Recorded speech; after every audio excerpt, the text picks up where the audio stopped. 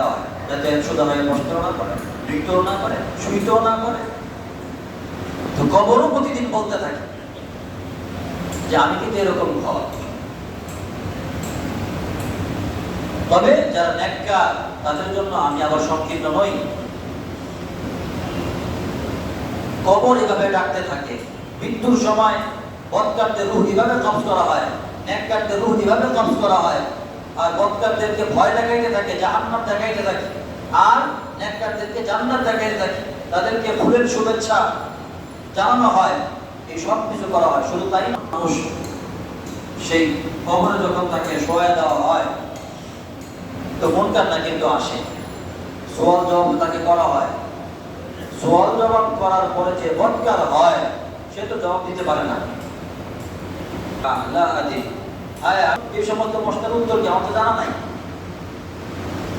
তখন তাকে একটা কাজ করা হয়, এই বদকার লোককেও জান্নাতের চিত্র তাকে দেখানো হয়। জাহান্নামের না, জান্নাতের একটা চিত্র তাকে দেখানো হয়।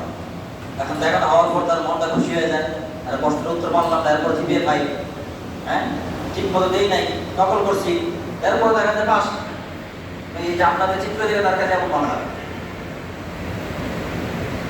তো সে আগ্রহী হবে যে এত সুন্দর একটা জায়গা, এখানে তো আমাদের যাওয়া দরকার। তখন সাথে সাথে সেটাকে অফ করে দিয়ে বলা হয় যে তোমার জন্য তো ওই পূর্বাচলে প্লট বরাদ্দ দেওয়া হয়েছিল, এই সেই প্লট।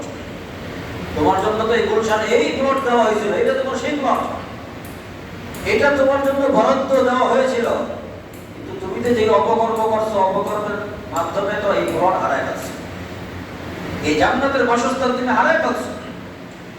অর্থাৎ এটা কেন করা হয়? তার কষ্টকে আরো বাড়ানোর জন্য, যে হায় এত সুন্দর বাসস্থান, এত সুন্দর ঠিকানা আমার ছিল, কিন্তু আমি বদ আমলের মাধ্যমে এটাকে তো মিস করে ফেললাম, হাতছাড়া করে ফেললাম।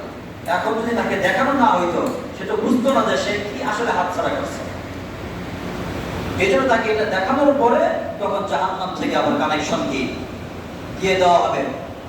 আগুনের যে উত্তাপ, সেটা কবরের মধ্যে দেওয়া হবে।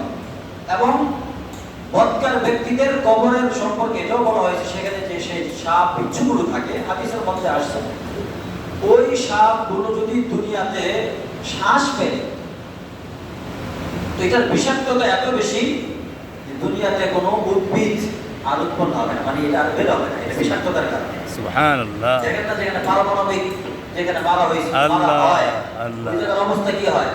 ওই জায়গার অবস্থাও শেষ, ওই জায়গার মানুষদের অবস্থাও কি লম্বা সময় পর্যন্ত এটার ভুক্তভোগী হতে হয়। তো এরকম বিষধর ভয়ঙ্কর সাপ কবরে নিয়োজিত থাকে। এই বিষয়গুলো আমরা মুসলমান হিসেবে বিশ্বাস করতে হয় যে আমাদের জীবনটা দুনিয়াতে শেষ নয়, এরপরে জীবনটা আমাদের রয়ে গেছে। অতএব সেটার জীবন আমার শুধু কাফন দামি নয়, মৃত্যুটাও যাতে আমার সুন্দর হয়, দামি হয়। মৃত্যুর পরবর্তী কবরের জীবন যাতে সুন্দর হয়, দামি হয়। কবর থেকে যখন উঠবো সেই জীবনটাও যাতে সুন্দর হয়, দামি হয়। এই জন্য এক নম্বর বিষয় হলো মৃত্যুর কথা সবসময় স্মরণ রাখা, বিভিন্ন হাদিসের মধ্যে আসছে। দুই নম্বর বিষয়, মৃত্যুর পরবর্তী জীবনের জন্য আমল করতে থাকা, প্রস্তুতি গ্রহণ করতে থাকা। তিন নম্বর বিষয় হলো আমার আগে যারা চলে গিয়েছেন, আমার আগে যারা চলে গিয়েছেন তাদের জন্য ইসালের সওয়াবের ব্যবস্থা করে দেওয়া। আমার আগে যারা চলে গেছেন তাদের জন্য আমি ইসালের সওয়াব ব্যবস্থা করব। আমি যখন কবরে শুয়ে থাকবো, আমার পরবর্তীরা এভাবে কি ইসালের সওয়াব ব্যবস্থা করবে।